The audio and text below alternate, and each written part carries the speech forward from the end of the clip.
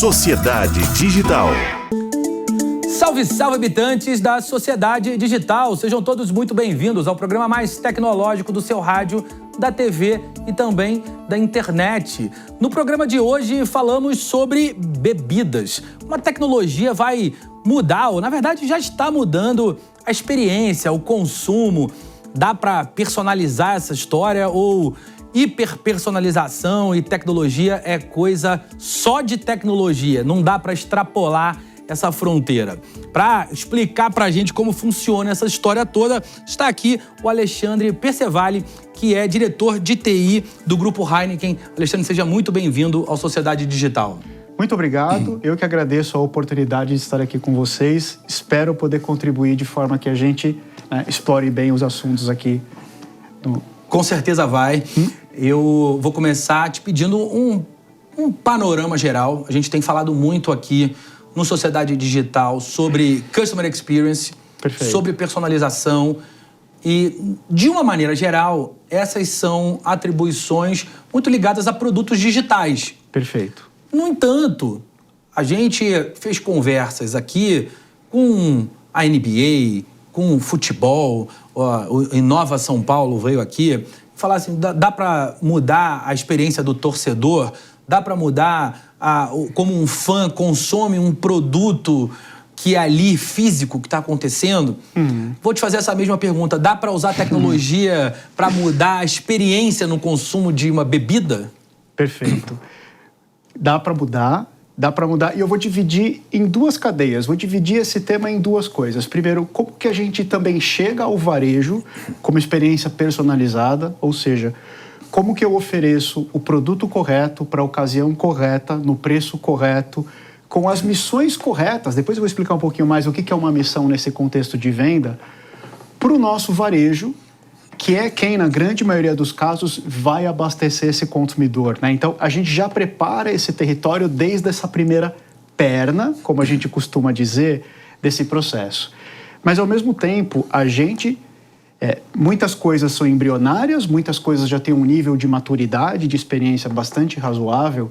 A gente também consegue, conhecendo o nosso cliente, conhecendo o nosso produto e conhecendo a melhor oportunidade que a gente consegue construir naquela ocasião, através, por exemplo, de parceiros, tendo acesso a dados, tendo algoritmos inteligentes, fazer a melhor oferta hiperpersonalizada para aquela pessoa naquela ocasião. Como, por exemplo, que time de futebol essa pessoa torce?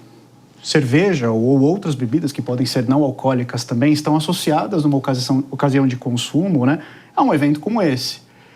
Mas se eu chego lá com algum comentário do time que não é o time do coração dessa pessoa, isso é bom ou isso é ruim? Né? Então, esse é um exemplo de hiperpersonalização que a gente consegue chegar ao ter esta base já bem sedimentada. Quero que você me explique as missões, para depois eu fazer novas perguntas aqui. Eu estou curioso para saber a importância da tecnologia nessa cadeia inteira. Mas vamos começar pelas missões. Perfeito. Imagina o seguinte, nós temos potencialmente algo como 1 milhão de pontos de venda para cobrir. E nós temos uma força de vendas de alguns milhares de pessoas que também é suportado por um e-commerce muito forte. E o desafio desta pessoa que está indo fazer a venda do nosso produto naquele ponto de venda é um desafio grande, porque tem uma concorrência forte, apesar de a gente ter um produto excepcional, existe um mercado com muita concorrência. E essa pessoa precisa ser muito assertiva naquela oportunidade que ela tem de ter um contato com o ponto de venda e desempenhar uma venda efetivamente. Então, onde a tecnologia entra para isso e onde entram as missões? Primeiro, a gente fornece toda a base para que essa pessoa possa usar aqueles 4 ou 5 minutos que ela tem dentro do ponto de venda para fazer relacionamento. Não para ficar resolvendo o problema, não para ficar o que aconteceu com o seu último pedido, etc, etc. Então, essa pessoa entra lá já com as missões, aquele momento de ouro em que ela precisa para se preparar antes de abordar o dono ou a dona daquele ponto de venda, essa pessoa já tem toda essa informação na mão, de forma que ela consegue ir nesta pessoa e fazer efetivamente um relacionamento para culminar numa venda. E não um processo muito operacional que é extremamente bloqueado, né, quando a coisa não funcionou bem, por exemplo, no último pedido. Para isso, a gente usa dados, inteligência em cima desses dados, para garantir que o nosso vendedor ou vendedora entre lá com a oferta correta, da melhor maneira possível para maximizar a chance daquela venda. E para não deixar em branco aqui, missões. Vendedor, entre no ponto de venda e te sugiro que você faça coisa A, coisa A, coisa B e fale coisa A, coisa A, coisa B. É claro que é um ser humano, ele vai personalizar aquilo, mas ele já tem uma recomendação personalizada para abordar aquele ponto de venda como oferta de produto ou como uma promoção, por exemplo. Nesse momento, quando a gente olha para a cadeia, dá para olhar a tecnologia ajudando no planejamento de produção, perfeito, no processo de distribuição, olhando para a cadeia, dando suporte ao revendedor, dando suporte ao teu vendedor direto que vai falar com esse revendedor, um B2B2C, dá para olhar lá na ponta também. Perfeito. Tem como diferenciar aonde o ponteiro tem mexido mais atualmente, aonde a tecnologia de fato dá um boost, né, em todas essas alternativas? Perfeito. Eu entendo que sim, tá? Então, primeiro que eu acho que é o mais impactante, tem muito a ver com essa execução de vendas que eu comentei. Sim. E aí vale talvez um pouquinho de histórico, o nosso mercado é um mercado muito tradicional. É um mercado que quase não falava de e-commerce, né? Comprar através do nosso site 5, 6 anos atrás. E o Mercado Livre já era, por exemplo, gigantesco nesse mesmo período, né? Então, é um mercado que demorou um pouco mais para se digitalizar em cima desse conceito de que, o que faz a venda é a execução. O que faz a venda é você estar lá no ponto de venda, ter o produto gelado, bem exposto, etc. A venda é uma consequência disso. Mas a gente, desde sempre, acreditou que isso poderia ser suportado. E hoje, a gente tem regiões do Brasil, por exemplo, que 80% dos pedidos são feitos através de e-commerce e simplesmente o vendedor faz uma visita de relacionamento, não de coleta de pedido. Essa parte da cadeia mais impactada, muito naquele contexto que a gente falou agora há pouco, do vendedor saber exatamente qual que é a fórmula de sucesso para aquela visita, para aquele ponto de venda, inclusive quando deu problema. Imagina você entrar no ponto de venda e falar assim: eu sei que o seu último pedido chegou com esse problema aqui, nós estamos te oferecendo essa promoção aqui para tentar compensar o seu transtorno. Não é poderoso? Claro. Eu acho que é extremamente poderoso, né? E a gente vê isso acontecendo no dia a dia. Mas quando a gente olha para o restante da cadeia, não é o business, e aí eu não estou falando do grupo Heineken, eu estou falando do mercado como um todo, não é um business com uma margem extraordinária. Então é um business onde a eficiência, inclusive no seu back-office, né? O que é back-office? É tudo aquilo que a gente faz na cozinha da empresa, para a empresa poder operar, né? Fazer negócios, né? Comprar, vender, transferir, faturar, pagar imposto, etc. O nível de eficiência que a gente precisa obter para deixar o dinheiro para o lugar certo, né? Para o investimento comercial, por exemplo, para o investimento em marca, é enorme. E a gente vem há muitos anos, eu acho que esse é uma parte da história em que a gente é bastante maduro, a gente vem há muito tempo investindo em hyper-automation, né? Por exemplo, processos automatizados por robô em toda essa parte de back-office, né? Vale comentar que, com muito orgulho, no ano passado, em 2024, a gente fechou com um total de mais de 100 mil horas de trabalho humano evitado por conta dessas automatizações. Passamos aqui pelo back-office. Eu vou voltar um passinho atrás para falar de produção, tudo bem? Claro. Perfeito. Comentar um pouquinho aqui de IoT, né? A internet das coisas. Então, muitas das nossas fábricas hoje já estão com um nível de coleta de dados de toda a parte industrial que nos permite também otimizar esses processos da melhor forma possível. Inclusive, tem alguns cases de Data and Analytics, né, como a gente chama dentro da Heineken, todo esse trabalho com dados, inteligência artificial, até na cor da cerveja que você toma, porque a gente tem uma preocupação enorme com o nosso padrão de qualidade. Então, a cerveja precisa sair dentro daqueles padrões, né?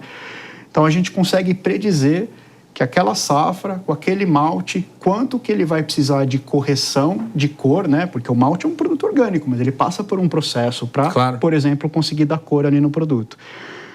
Quanto que vai precisar ser compensado antecipadamente, não depois que a cerveja está produzida, né? Inclusive, faço questão de reconhecer o nosso time, né? Time do Fábio Crinit de dados e analytics, que trabalha muito nisso e já tem muitos frutos para a gente colher. E para finalizar, eu acho que uma outra área muito impactante é o planejamento, né? Planejamento de demanda e planejamento de produção. Porque não é só quanto eu vou produzir de cada coisa e o que eu preciso. Para a gente, né, e para muitas outras indústrias também, faz uma diferença enorme produzir exatamente o produto certo, no momento certo, no lugar certo. Porque quando eu tenho um pedido no lugar B, mas o meu produto está no lugar A, puxa, a gente não vende carros de luxo, a gente vende um produto, né, com super valor agregado, mas é um produto que, se você tem um custo de transporte maior do que o que você precisa, você está perdendo dinheiro, né? Então, para completar a sua pergunta, eu acho que o terceiro impacto muito relevante, principalmente quando a gente tem restrição de capacidade produtiva, como a gente tem para alguns produtos, é nessa parte de planejamento e produção de produtos. Você me deu alguns exemplos interessantes de ganho de eficiência. Quando a gente está falando de margem, a gente vai sempre olhar ali para 2 grandes blocos de atividades, um de diminuição de custos operacionais e o outro de aumento de receita. Dentro desse contexto de automatização, de robôs, de planejamento de produção, a gente está falando muito desse pedaço aqui da eficiência. Perfeito. E do outro lado, o que a gente já consegue medir, o que a gente tem visto nos últimos anos de entrega que mexe o ponteiro no sentido de aumento de receita? Cara, essa pergunta, se a gente tivesse combinado, ela não ia ser tão boa, né? E até bastante interessante. A gente está combinando nossas metas para esse ano, né? Inclusive de remuneração variável, que é uma parte importante do que a gente faz. E nosso time de tecnologia não tem praticamente nenhuma meta de tecnologia. De não cair servidor, do chamado, do SLA, nada disso. Isso era anos 90, anos 2000. Agora é business. Exatamente. Todas as nossas metas são metas ou de incremento de receita ou de redução de custo. Feito esse contexto, né, mergulho na sua pergunta, existe um trabalho muito forte, suportado por tecnologia, não só enquanto ferramenta de execução, mas também como a inteligência por trás dessa execução, que tem tudo a ver com como a gente categoriza corretamente os nossos clientes, como que a gente oferece o melhor mix de produto, como que a gente oferece o crédito que faz essa pessoa poder comprar mais sem a gente comprar mais risco do que o necessário, né, com limites de crédito e coisas desse tipo. Como que a gente personaliza promoções, porque é um business altamente promocionado, né? Como que a gente personaliza promoções para aquele ponto de venda naquela ocasião, mas também com o que me interessa vender naquele momento. Imagina que eu tenho um produto que já está um determinado tempo no estoque, isso precisa ser parte da equação, né? E também como que a gente extrai de modelos que talvez não sejam tão novos, mas o nosso business é um pouco mais novo, como modelos de loyalty, por exemplo, onde se o cliente executar determinada compra, acumular tal pontuação, eu consigo oferecer uma vantagem, uma promoção, um produto, um desconto. E é muito simples fazer isso de forma simplesmente você vai lá e põe as regras, etc, etc, etc. Mas fazer isso de uma maneira inteligente, que vai executando e vai aprendendo para fazer melhor cada vez que executa, é onde está o pulo do gato. Porque o restante, o mercado já fez. Não é novidade. E é nisso que a gente está investindo pesado, inclusive, esse ano.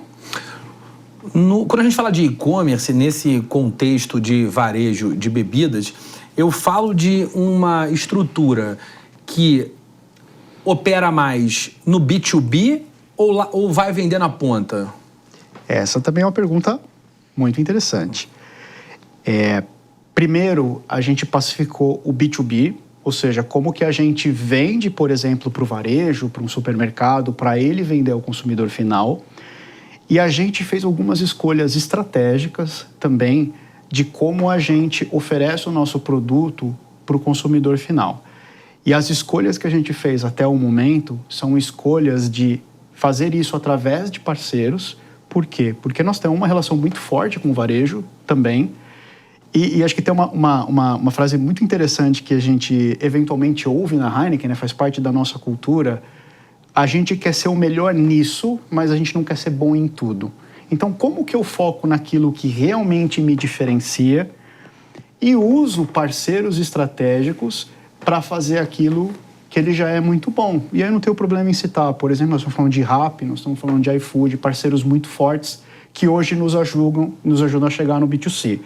Será sempre assim? Talvez não, porque o mercado é muito dinâmico e a gente reavalia a nossa estratégia o tempo todo. Quando a gente fala de novas tecnologias, fico pensando em rastreabilidade. Perfeito. E aí, a gente falou um pouco de dados, falou de IA, quero falar de blockchain. Perfeito. Como vocês têm visto, usado, essa história de fato agrega valor? Dá para automatizar contrato? Aonde vocês têm usado? Se têm usado, aonde isso está mais aplicado, mais maduro atualmente? Perfeito. Principalmente em sustentabilidade. E aqui é um outro exemplo que vale a pena eu explorar, que nós fazemos através de parceiros muito consolidados, né, como, por exemplo, a Ambipar, e que já tem muitas tecnologias suportando esse processo, né? Então, qual é a chance de eu fazer isso tão bem quanto esse cara? Será que não é melhor eu trazer ele para o meu lado e a gente faz isso junto e usa o que cada um é capaz de fazer melhor? Esse é um pouco da estratégia que a gente tem por trás disso. E desse movimento de tecnologias mais recentes, extrapolando um pouco as tecnologias da informação da virada do século e elementos que acabaram quase sendo uma commodity quando a gente olha do ponto de vista de fundamento estratégico. Não dá para não ter o ERP, não dá para ter o BI, CRM. Perfeito. Então, pensando que o legado tá montado e que em cima disso a gente já falou de planejamento de produção, de uso de IA, de dados, você me falou agora de blockchain. Que outras tecnologias têm sido observadas ou já implementadas por vocês? Muito bom. Eu até gosto de citar que quando um profissional de tecnologia demonstra que ele está agregando valor, que ele está sendo cada vez mais bem-sucedido na missão dele, e é claro, sempre haverá o espaço, é muito importante o profissional eminentemente técnico, mas o cara que conhece, ou a moça que conhece um pouco de tecnologia, mas conhece muito o negócio e consegue ver a aplicabilidade daquelas novas tecnologias no negócio, porque, ao meu ver, a gente nunca deveria começar pela plataforma ou pela tecnologia. A gente deveria se apaixonar pelo problema ou pela oportunidade, começar pequeno, às vezes fazer testes em post-it, teatrinho, vamos discutir como que isso vai acontecer, o que a ferramenta deveria fazer, antes de colocar a mão na massa e trazer uma plataforma. Então, a gente tem um foco muito forte em duas coisas. Primeiro, você falou de ERP, CRM, vamos dizer essa tecnologia básica, essa tecnologia das últimas décadas, que são extremamente importantes. Sem dúvida. Se isso não estiver funcionando bem... Nada, o resto... Você não tem espaço para sentar com o executivo, uma executiva e falar, deixa eu te dizer o que a tecnologia pode fazer, que a pessoa vai te responder, tá legal, mas me ajuda a faturar, por favor, que não está faturando. Claro. Então, assim, primeira grande missão, e isso, acho que a gente está bem estabelecido nisso, após um trabalho de alguns anos, é perfeição no óbvio. Faz isso funcionar de forma excepcional, para que você possa colocar 80%, 90% da sua energia em entender que tecnologia você já tem, entender que tecnologia você ainda não tem e o mercado pode te ofertar e colocar isso a seu favor em cases de negócio, começando pequeno e escalando.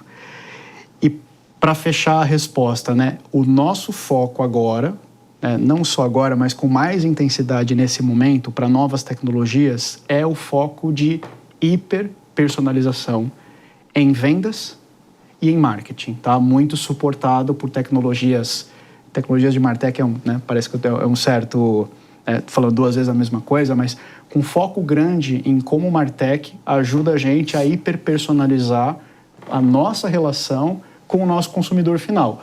Porque essa parte de primeira perna da cadeia, varejo e tal, ela está bastante madura. E a gente tem testado muitas coisas de hiperpersonalização, como o exemplo que eu dei no comecinho, e investido muito também, né, que acho que uma boa prática de mercado, em como que a gente coleta os dados certos, obviamente cumprindo todas as regras que a gente precisa seguir de segurança da informação, sigilo de dados, LGPD, etc., mas como que a gente processa com excelentes cases de hiperpersonalização para ter certeza que o nosso consumidor ele é exposto a peças que façam sentido para ele e estimulem o consumo, e do nosso lado não é só colocar dinheiro em mídia, né? É a mídia correta que vai gerar o efeito que a gente espera. Então, os últimos movimentos de tecnologia estão indo para esse lado. Quando você fala de MarTech, fico curioso para ouvir Customer Experience nesse contexto. Excelente ponto. Aonde está, até estruturalmente, organizacionalmente, como isso se divide, quem olha para esse tema e como a implementação de funcionalidades, interfaces, o desenho, a estrutura, a linguagem e como essas implementações são feitas? Também é algo muito legal para a gente explorar. E aqui, com bastante humildade, eu preciso reconhecer que é algo que a gente ainda está numa jornada, ainda está numa trajetória, e eu explico por quê. Muitas vezes, os produtos não nascem na companhia, ou as plataformas não nascem na companhia de forma orquestrada de uma vez só. Elas vão nascendo. Primeiro você teve um projeto de CRM, depois você teve um projeto de e-commerce, depois você teve um projeto de marketing automation e por aí vai. E não necessariamente essas coisas nasceram super orquestradas entre si. E esse é o nosso momento hoje. Então, Customer Experience já foi uma área da companhia. A gente já teve com uma batalha estratégica, e eu explico por que a gente não tem mais Customer Centricity, né? O cliente, o consumidor sempre no centro. E essa área promoveu o aculturamento de todas as outras áreas para que isso fosse parte de todas as nossas funções. Então, por exemplo, no time de tecnologia, você já foi a campo? Você já foi numa revenda? Você já fez uma rota de vendas? Você já foi num distribuidor? Cara, sai do ar-condicionado, vai a campo, vê a vida como ela é, sente a dor do cliente. A gente faz isso há muito tempo, mas mais recentemente a gente está fazendo de forma orquestrada, de forma cada vez mais organizada e institucionalizada dentro da companhia. E agora nós estamos colhendo o fruto disso em promover realmente a experiência 360. Os investimentos estão bem focados nisso em 2025, para a gente superar, eu posso chamar de gap aqui, não tenho nenhum problema com isso, para superar esse gap de ter as plataformas nascendo de forma não coordenada no passado, mas cada vez mais coordenadas, promovendo essa experiência única com o cliente no centro. Explorei bem? Explorou.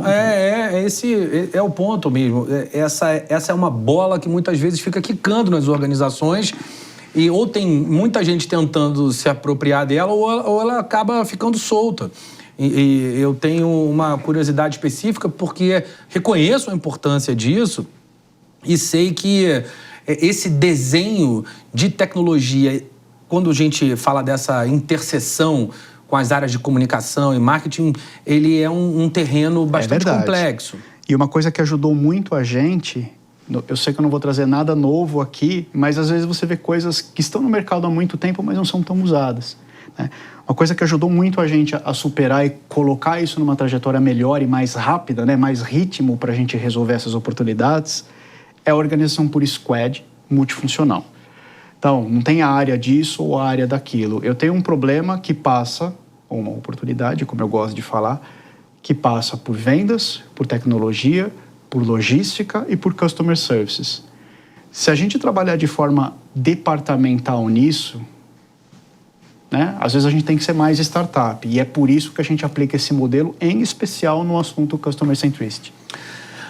Vou voltar a um tema que você trouxe aqui, da sustentabilidade.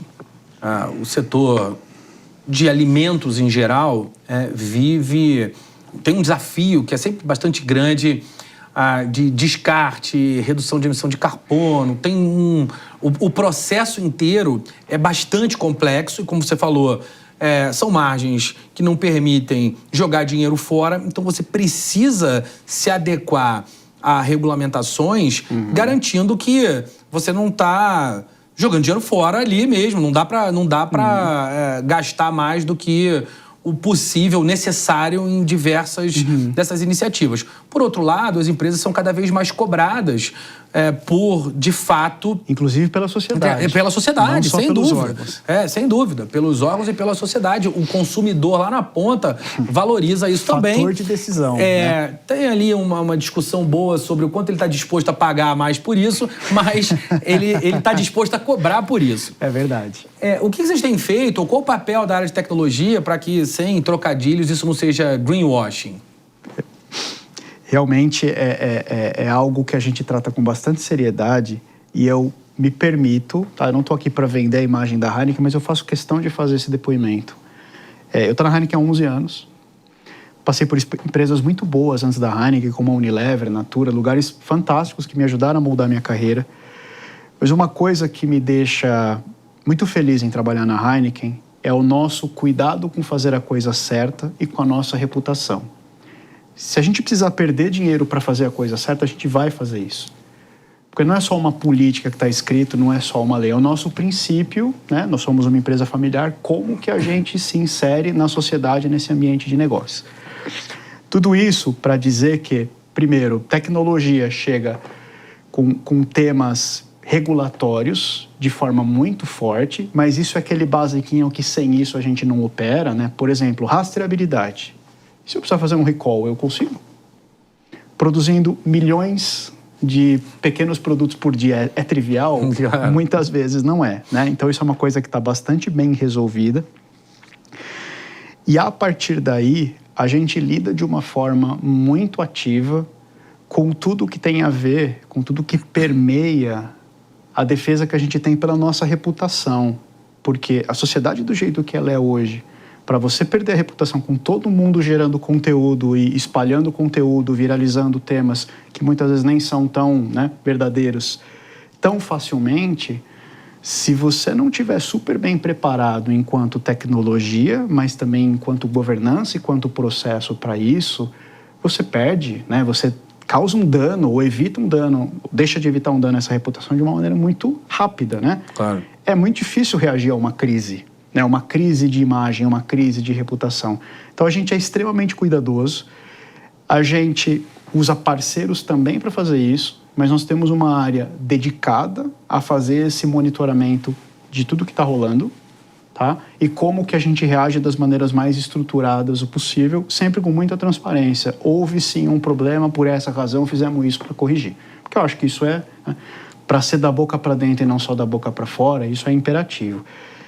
E, para finalizar, né, ter certeza que eu cubro todos os aspectos desse tema mega relevante, tecnologia também entra em sustentabilidade com questões de eficiência, mas não eficiência operacional, uma eficiência de... Eu tenho certeza que eu estou usando aquela energia que, mesmo que ela tenha um custo fixo para mim, se eu usar menos energia, é melhor para o planeta. De uma maneira muito estruturada. Tá? Esse também é um case de analytics, que se chama Cooling Modulation. Para a gente, imagina, você tem lá 14, 15 fábricas, controle de temperatura acontece em todo o processo. Se eu consigo melhorar 1% nesse controle de temperatura por inteligência artificial, uso de dados, cara, qual que é o tamanho do benefício para a sociedade disso? E para fechar, temas que não são tão de tecnologias, mas que eu com muito orgulho cito aqui, toda a nossa parceria e trabalho sério para usar menos água e regeneração de fontes de água, porque é bom para o planeta, mas sem água o nosso business também não existe, né? Não é possível. E todo o trabalho de neutralidade em carbono com parceiros, mas também de nossa própria operação, energia eólica, energia verde. Então, Heineken é produzida com energia verde hoje em 100% das fábricas. Uso de veículos elétricos, né, para reduzir pegada de carbono, mesmo sendo um pouco mais caro, tá? E todo o trabalho, né, é muito frustrante quando você vai para uma praia e vê uma garrafa verde jogada na água. Cara, eu me sinto mal, eu falo, puta, eu sou parte disso, né? Então, cada vez mais a gente avança com parcerias, com cooperativas de catadores, legal, Central Única de Favelas, de como que a gente também trabalha esse aspecto da sociedade para minimizar o impacto que a gente deixa no mundo e criar oportunidade para todo mundo. Alexandre, muito obrigado pela conversa. Papo bom, passa muito rápido. Foi interessante perceber o que vocês já têm feito e é legal imaginar o que ainda dá para fazer. Alexandre Percevale, diretor de TI do Grupo Heineken, obrigado pela conversa. Semana que vem a gente tem um encontro marcado por aqui, a gente segue desvendando os mistérios da nossa sociedade cada vez mais digital. Um abraço para você que nos ouve ver. Tchau, tchau. Sociedade Digital. A opinião dos nossos comentaristas não reflete necessariamente a opinião do Grupo Jovem Pan de Comunicação. Realização Jovem Pan News.